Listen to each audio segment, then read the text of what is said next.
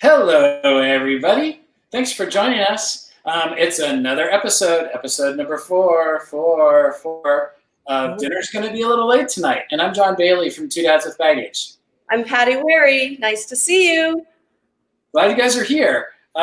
This week, we are making Italian stuffed zucchini, which is sort of a family tradition. And my family immigrated from Sicily. My grandparents came from a town called El Vetrano on the western side of Italy or Sicily near Palermo. And the tradition there in Sicily was to cook whatever was fresh, whatever you had available. And so they were very resourceful, very poor, and they brought a lot of those same traditions into the US when they came to live here. Immigrated, ended up through Ellis Island. I went to Ellis Island and got to see where they had signed and gone through and stamped as official US citizens. Can you believe that? Like at Ellis Island, they were so excited to have immigrants come to the United States. And all you had to do was go through a line, they stamped a piece of paper, and you were an American citizen. Think about that versus today. But anyway, they traveled across the country and ended up in Sacramento, of all places. And so that's where my family is. Love my family, and they are all in Sacramento, still making delicious food. So anyway, my mom, from her mom, who learned from her mom how to make this stuffed zucchini recipe. And Patty and I have updated it a little bit to modern taste and sensibilities and things you can buy at the grocery store instead of gather from the side of the road. But yeah, so that's what we're making. Yep, I'm excited. I just noticed that my friend Teresa, who is a wonderful Italian friend of mine, is on. So hi, T. And she actually lives very near Sacramento. So there's just a lovely little connection there. Hello, hey, Teresa. Teresa, maybe we're related. Is your family from Sicily too? Actually, her husband's the Italian one, and he is a great cook. Oh my gosh, he's fabulous. So, well, anyway, so John, did you grow the zucchini we're using today?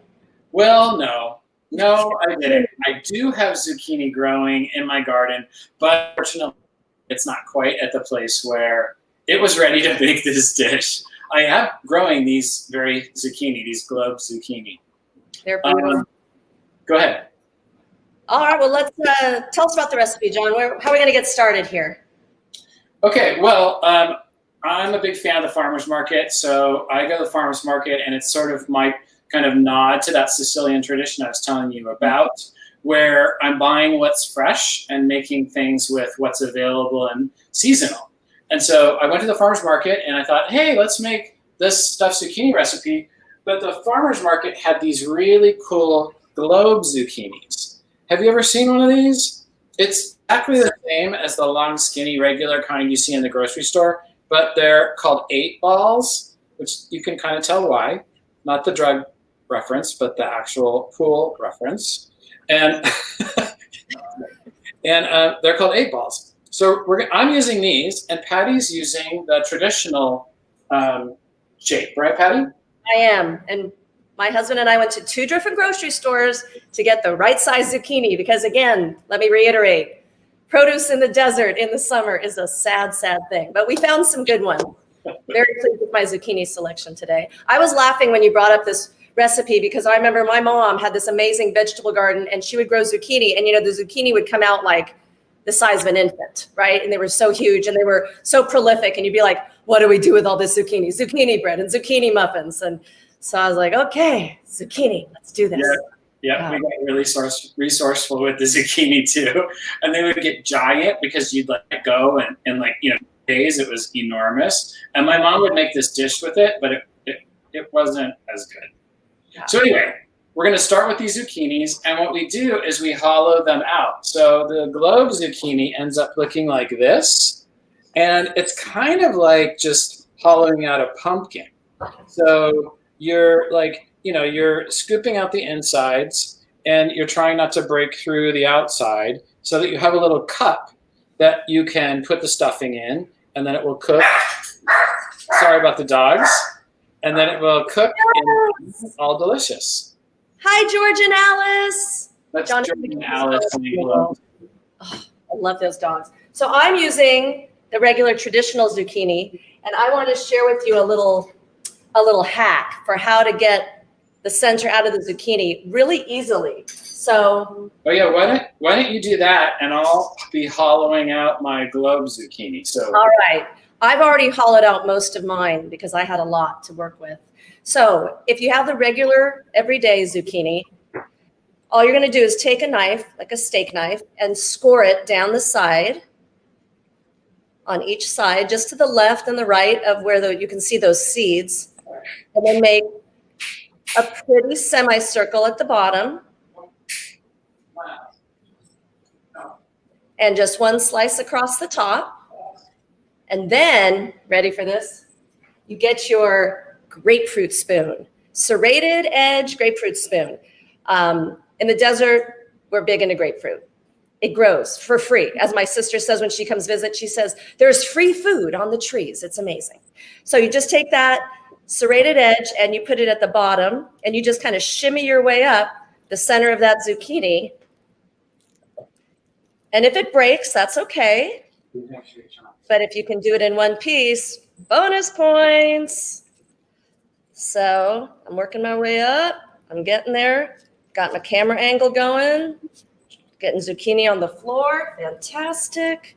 All right. So then when you get almost to the end, flip a Yui. Take it from the other end, scoop it out. And then you've got most of that out. But if you want a little more, you've got this awesome little tool to use to scrape out what else you want, if you want to make it a little bigger. And then the last touch, for those of us who like things like this, you can clean off your edges so they're pure, beautiful, beautiful, nice clean edges. And then look, isn't that cute? It's ready to be filled. Voila. okay, so raise your hand if you actually have a grapefruit knife and spoon in your kitchen, because that's a desert thing. I swear that's a desert thing, or maybe like, I don't know, but I did not have that. I used a regular spoon. It worked fine. So I don't know. I like that edge. That serrated edge makes it a lot easier because it's like a knife. The other thing, if you do have a grapefruit, Dee Dee, her zucchinis are monsters the size of a child's leg. So you're going to have to like eight-tuple this recipe. But here's another thing about the grapefruit spoon. If you like kiwi, cut the kiwi in half, use a grapefruit spoon. Yeah, you can use a regular spoon, but why exert all that effort when you can just use the grapefruit spoon? All right, I'll get off my grapefruit spoon soapbox now. All right, where are we, John? okay, so we're taking the zucchini that we've hollowed out, the flesh that we've hollowed out, and we're putting it in a bowl for later. So we're going to mix that up with some, but first we're using some Italian sausage, and we're going to fry it up with some onions and some delicious garlic and a bunch of other good things. So I'm putting the sausage in the pan so that it will brown. And the trick is, like, if you use link sausage, Italian sausage with the casing on it, you need to take the casing off first. And here's the trick. Just take a sharp knife, slice down the side, roll it back, and it just plops right out. I used to do this kind of disgusting thing where I would just squeeze it and it make it come out the side like a big zit. And it was like unpleasant and messy. So now just slice it down the side, fold it back, and it plops right out. Or you could do what Patty and I did, which was you can actually buy Italian sausage not in the casing. So it looks like a pack of hamburger, but it's Italian sausage already made. So it's maybe even a little less messy, but maybe not as authentic. Certainly not what my grandmother or my mother were doing when they made this recipe. So they're probably rolling in their graves right now. I'm sorry. I cheated and took a shortcut. There's a brand I was telling John about that I like to use, and it's called T&J Sausage Kitchen, and they're based in Anaheim, and they make, and you just get it at the grocery store, and I just discovered it, and they make chorizo and Italian sausage and pork sausage, and they are all so delicious. They cook up so easily. It seems like they're not as fatty and greasy. So check it out, T&J. And T&J, if you're watching. Did you get it at Albertsons or? Yeah. Yeah. Okay, cool. Easy. I mean, I got this at Vaughn's, and I don't know I can't remember what brand it was. So as this sausage is cooking, you're wanting to break it up with the spatula because you want it to be crumbled. So you need to sort of keep smashing it as it's cooking. Now we're putting in a half a cup of onions so that they kind of cook and caramelize with the sausage. And then we're putting in a clove or two of garlic. And really that depends on how garlicky you like things. I like things garlicky. I don't know, maybe it's a keep the vampires away thing. I don't know. I'm not over the top garlic, but I do like garlic. And the best garlic I've ever had in my life, my sister grew. John, have you ever grown garlic? It's amazing. It's enormous. It was like the size of a fist. Oh, it's so delicious. My sister grew it in Illinois, I believe, or was she in Michigan? I think it was Michigan.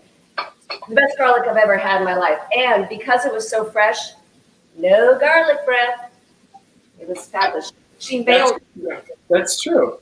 Because as garlic sits in the grocery, or they pick it, it goes on a truck, it goes to the warehouse, they clean it, make it pretty, it goes to the grocery store, it finally comes to your house, and then eventually you use it. Well, that could be weeks.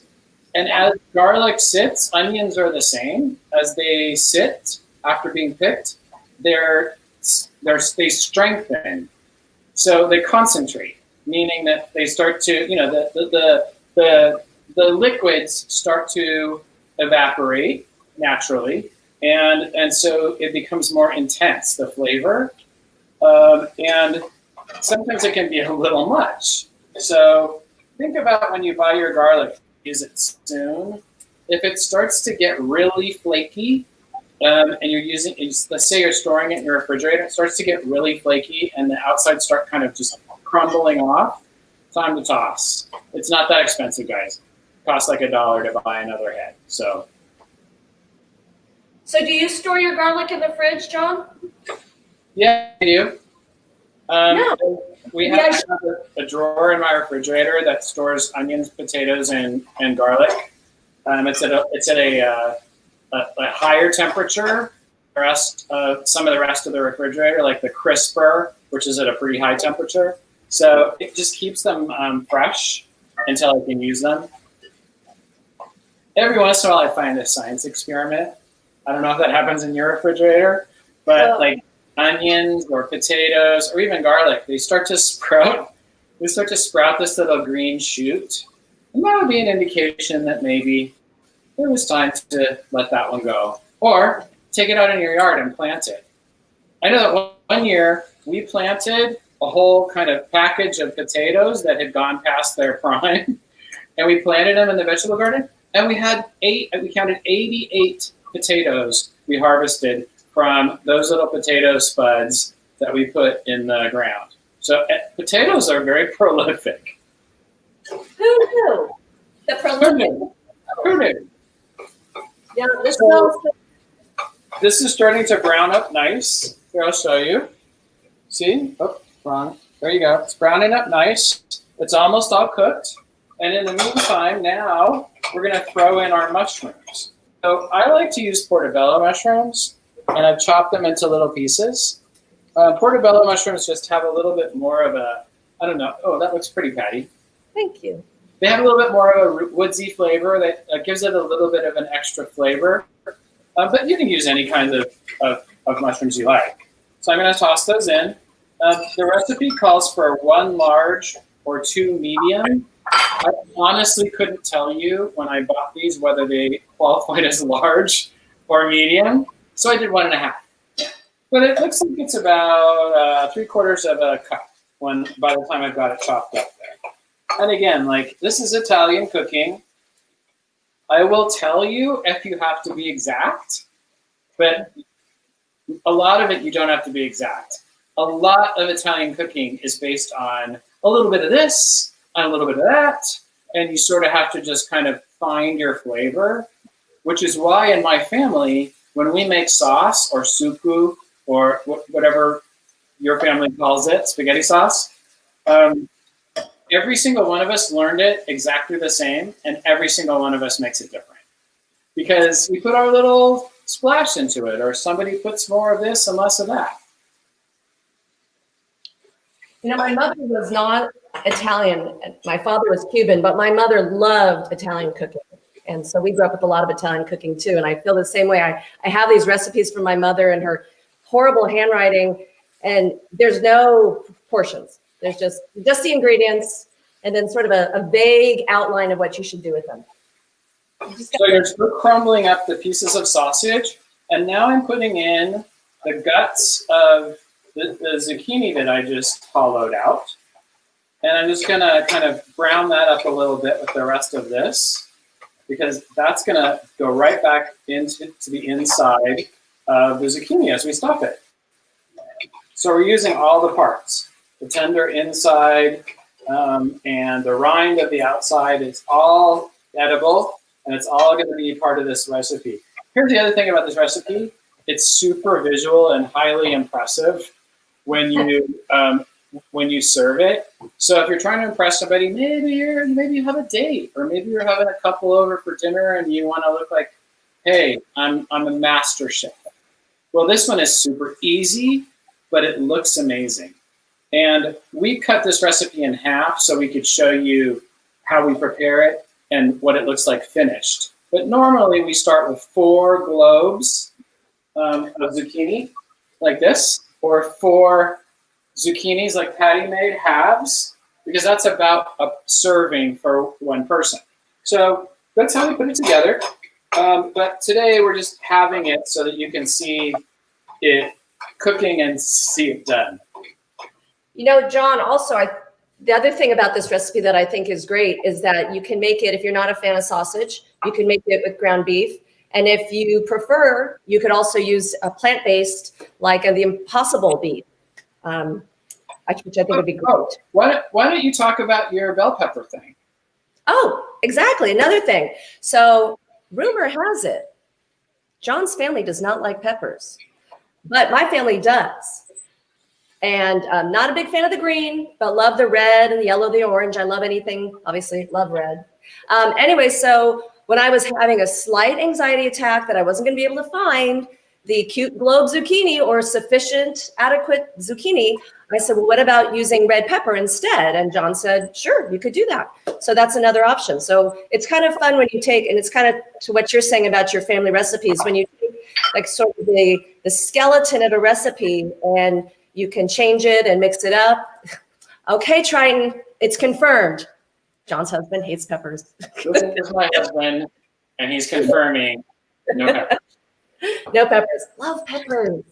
So I actually make a similar recipe, and I do ground turkey in peppers. So it's all how you just take those ingredients and mix them up.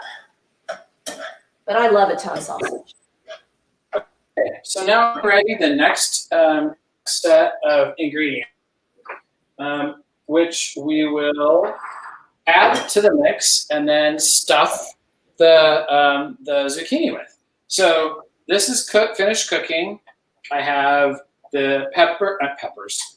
You have me talking about peppers. Sorry. We do need to do salt and pepper, which I forgot. Salt and pepper. But we have the sausage, it's all cooked. We have the onions, they're all cooked and kind of caramely. We have the garlic and the mushrooms, and then we added the insides that we scooped out of the zucchini. So that's it, you guys. And now we're just going to mix it in a bowl. Where's my nice bowl? Oh, here we go. So we're gonna mix it into a bowl with these other ingredients. So I'm gonna take this out. Now the zucchini itself is a little watery, and so what I do is I use a slotted spoon or a spatula in this case, and I actually take it out of the pan and leave the extra juices in the pan. You don't have to do that. It's just my thing. Okay, so I've got that done. And I've got my bowl with the dressing, and the dressing with all the stuff in it. And now I'm putting I'm putting in a cup of breadcrumbs. Now, so my mom also, crazy woman, used to make the breadcrumbs from scratch. Make the breadcrumbs. Like, who makes breadcrumbs? John, did your mom for Thanksgiving take the loaf of bread and dry out the pieces overnight and make her own stuffing for the bread for the stuffing? Yeah. Yes. I do that. Who does that? Do you do that? I do. And that's why you're amazing. And that's why I love you, because you go that extra step. And I have had Patty's Thanksgiving dinner, and her stuffing is amazing, and so it's worth it, evidently. Mine probably sucks because I don't do that. I buy the store-bought, already cubed stuff. Now, I will get it from Whole Foods or from Lazy Acres or from one of those places, but it's still pre-made. In this case, I'm using Progresso Italian style crumbs because they got a little extra flavor. So these have parsley and a little bit of extra spice in them. Oh, look at you. So it just adds a little kick. But you can use plain breadcrumbs. And if you're feeling like, hey, let's go, you can make your own. So it's actually not that hard to make your own. You just slice bread, put it in the oven, dry it out, and then crumble it. But yeah, it's just one more step. And, we're trying to keep things moving here. So we put that in, we put the breadcrumbs in, and then we put an egg. So we're putting the egg in. We're putting a tablespoon of fresh flat parsley and a tablespoon of fresh basil, and the cheese. So the recipe you'll see on the website, we'll post in a couple of minutes. Oh, go ahead. Did you beat the egg a little bit before you put it in, or did you just throw it in there? I did. I scrambled it. Okay. But either works. Well, I'm going to do that. I have the cutest thing. It's even better. It's better than the grapefruit spoon. A tiny, tiny, tiny whisk. I love using this. Okay. All right. Now you win. You have a grapefruit knife, a grapefruit spoon, and a tiny whisk. I can't wait to see your drawer of gadget. Okay, back to the cheese. So the recipe calls for grated mozzarella cheese, and then Romano cheese, and then Parmesan cheese. So it's a cheese fest. However, if you shop at Trader Joe's, they have this amazing mix. I love Trader Joe's. I don't know about you guys. I love Trader Joe's. So it's called Quattro Formaggi. And they have it all mixed together, and it is Parmesan, Fontina, Provolone, and Asiago. So it's like that is a perfect, delicious mix. And you don't have to grate it all. And again, like my mom and my grandmother were in the kitchen grating the cheese, and worse yet, they would say, hey, John, can you come in here for a minute? And I would come into the kitchen excited, thinking I was going to get a little something to eat. They're like, can you grate this cheese for me? It was the worst job. My knuckles would always end up grated. I'm sure there was a flavor in this dish from John's knuckles. Sorry, but yeah. So I buy already grated. Yep. And here's your, not Trader Joe's brand. Here's your Albertsons. Same thing. Same exact thing. Okay, so we're mixing it up. And it's, it smells good. Doesn't it, Patty? Does yours smell good? Yeah. Yeah. Okay. So you mix it up. Now it's starting to look like a stuffing. See, it's like, and it smells so good. So here's another little secret I'll tell you. If you end up with extra after this is done and you stuff your zucchini and you still have more stuffing, it's amazing scrambled with eggs for breakfast. I know. Wow.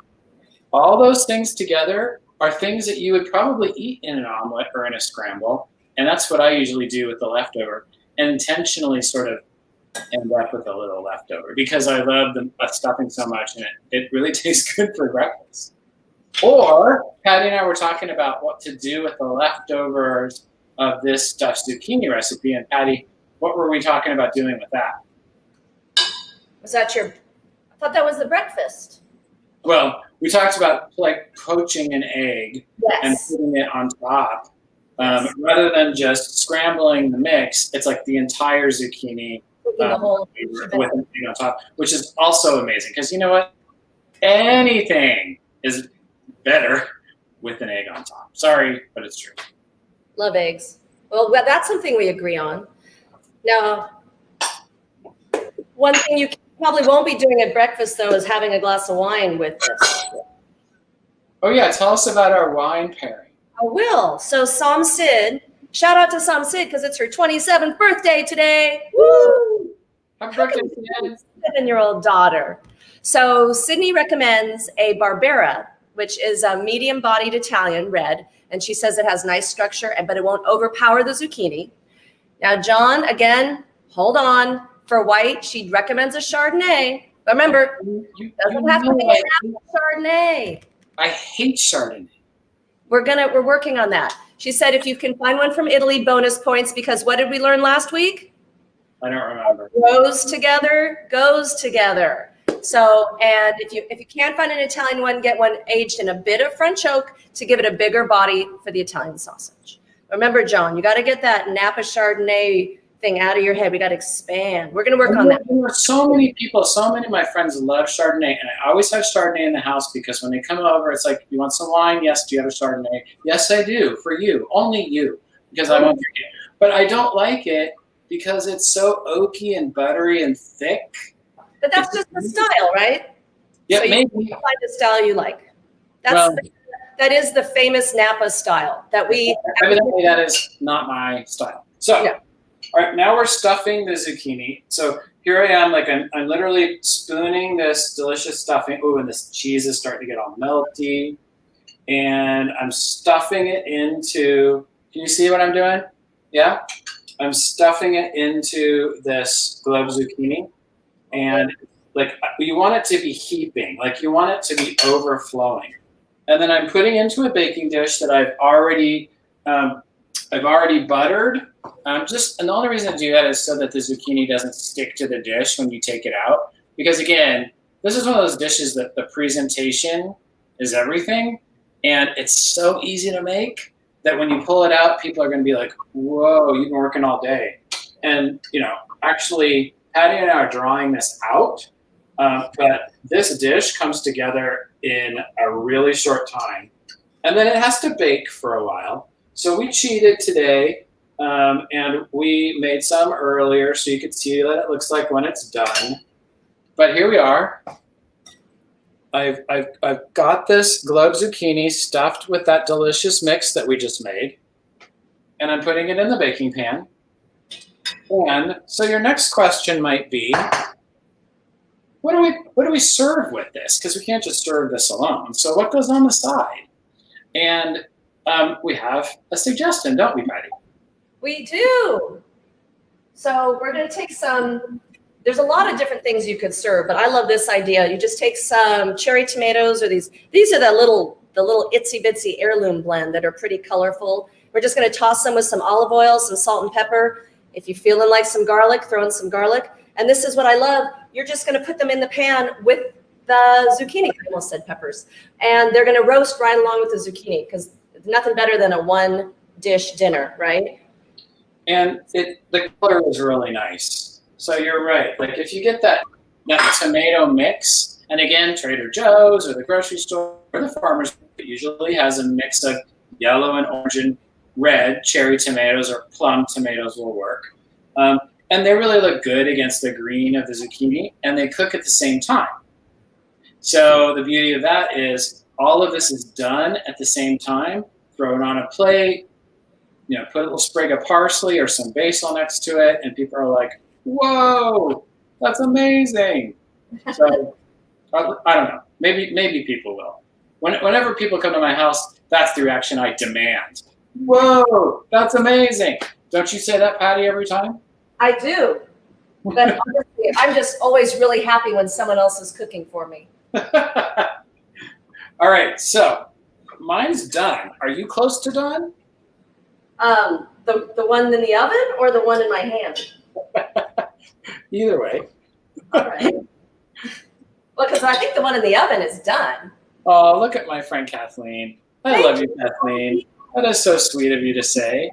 Please keep watching. Tell your friends. I will teach you, Kathleen, I will teach you how to make gazpacho in a good way. She was having trouble last week. Oh my gosh. Okay. Gazpacho? All right. Kathleen will teach us how to do gazpacho. She made it last week, and we were having a whole conversation about scallions and whether or not this thing that she had purchased at the store was a scallion or not. As opposed to what? As opposed to a leek? A what? A leek? A shallot? A shallot. So we had this back and forth, and evidently she was polling her friends. And luckily, she asked me, and I knew the answer. Shallot. Shallot. That's funny. So when I was first married, and I would go to my mother, and my mother-in-law was a pretty good cook, more traditional. And she was making a recipe, and she was using a scallion, a green onion, and the recipe called for a shallot. And I corrected her and told her that's not a shallot, that's a green onion. Yeah. How'd that go over? Not so great. And then I gave her a cookbook once, and that didn't go over very well either. So but she was always very complimentary of my cooking. So thank you, Henry. Love you. Hi, Love you too. Look, Patty, you're just adorable. Okay. And then what am I, like sliced liver? Chopped liver? Sliced liver? That's wrong, huh? All right, so I'm going to show you what it looks like when it's done. Oh, I got to get my hot pads because I pretended that I just put that in the oven, and like Rachel Ray or one of those other people, voila, it's already finished like magic. But there it is. So you can see, and I'm going to put it on a plate while Patty shows you hers so that you can see what it looks like plated. And here's mine to go in the oven. We're going to be eating this for days because I made a double batch. So here it is. How long does it need to be in the oven, and like at what temperature? 350. Doesn't everything cook at 350? For, what do we say, about 25 minutes? No, actually, so I lied about that. You did? It was about 40 minutes. Oh. You know, the beauty of that is then you can go and continue to drink your wine and just wait for it to be done. And by the time it comes out, you know, if you've had enough wine, it really doesn't matter whether it tastes good or not. Well, look at that. It's magic. It's now been 40 minutes. And there is the finished sizzling. Oh, yum. And I love those little roasted tomatoes. So here's a couple of things that I was going to suggest that you could use as a side dish with this. Love the idea of the tomatoes, super simple. You could also make a rice dish. And I have a family favorite that we're going to probably make in an upcoming episode. But any kind of just a rice dish would work. But that rice dish does use scallions. So we'll feature that in an upcoming episode. Or another great little side dish, I don't know, maybe a salad with green goddess dressing. So I think we should figure out if we have a recipe that takes shallots and scallions, and then Kathleen can have both, and she'll be thrilled, along with her potato chips, because Kathleen, my friend, is a potato chip hoarder, evidently. So I love potato chips. Here is the finished product. So if you can see it, the lighting's not great. I'll have to fix that. But if you can see it, you can see that the tomatoes look really beautiful. And then you got the finished zucchini. The stuffing is like nice and crispy on top, and inside it's all cooked. And then you literally you can like eat it with a fork I usually do a fork and knife just so I can slice it and have pieces that have a little bit of everything. But yeah, delicious. All right. Well, let me throw mine on a plate. Oh, this was not a good plate selection because my tomatoes are blending right into my orange plate. Kathleen, are you talking about keeping your secret about being a potato chip builder? Because this is the thing I love about you. So we don't have to keep that a secret. Now that people know you're like exposed and lovely. I love that about you. Exposed and lovely? Yeah, she's amazing. This woman is amazing. Cancer survivor, like she's like so funny and wonderful, and I know she's watching, so Kathleen, I love you. Awesome. Kathleen, I hope to meet you someday. So here is the traditional zucchini style. And John, where's my fork? Didn't we say that we should be trying these things on?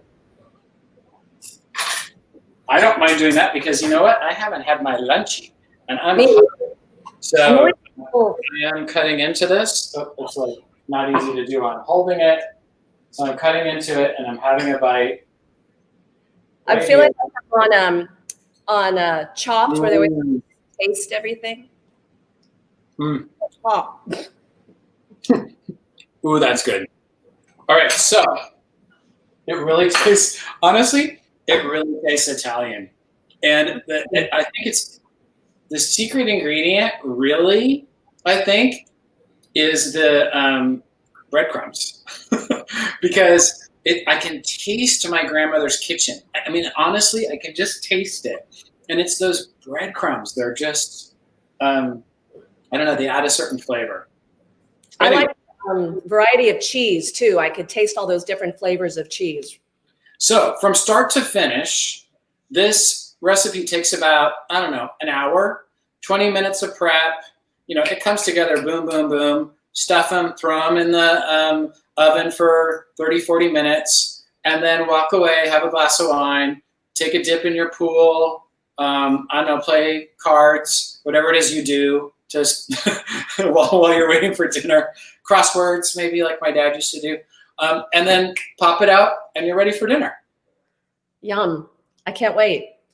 So that was awesome. Patty, why don't you tell a story? Why is this show called Dinner's Going to Be a Little Tonight? Oh, I get to do it. All right. So for those of you who haven't heard this already, John's mother was the cutest little Italian lady. She was shorter than I am, which is pretty short. And she was an incredible cook. And John would come home every night to these incredible home cooked meals. And one day after, I don't know, afternoon, early evening, we'd probably all been hanging out, getting into trouble. John came home and his sweet little mother was sitting on the floor of the kitchen with a glass of wine in her hand and said, "Dinner's going to be a little late tonight."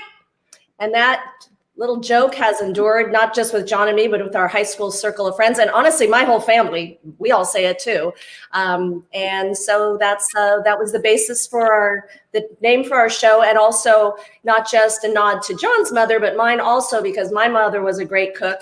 And as I've said, she was not a teetotaler and she always had a glass of wine or actually was a vodka clamato was her go-to while she was cooking. So where this show is, the heart of the show is a nod to our mothers and our love for cooking and our love for each other. We're just really hoping to have some fun with this. So please share it, tell it with your friends. Let us know what you like. Let us know what you'd like to see. We are a blank slate and open book. So we're really excited about what we think we can pull off with this. We'll see. Yeah, and we love that you watched all the way to the end with us. Thank you. And spread the good word because we're trying to make this a thing. And we're just working out the kinks. You can see it's maybe a little rough, but hey, it's live and it's real, and so are we. It's homegrown. So like next week, if you'd like to watch, next week, what are we making, Patty? I believe we're making chicken saltimbocca. We are chicken saltimbocca, another recipe of my mom's, which is so easy and so delicious. And it's chicken and prosciutto and provolone cheese and what else? Sage, fresh sage, and a little wine butter sauce. So tune in next week for chicken saltimbocca. and spread the word. And thank you so much for watching. Dinner's going to be a little late tonight. We'll see you soon. Thank you. Bye, everybody. Bye-bye.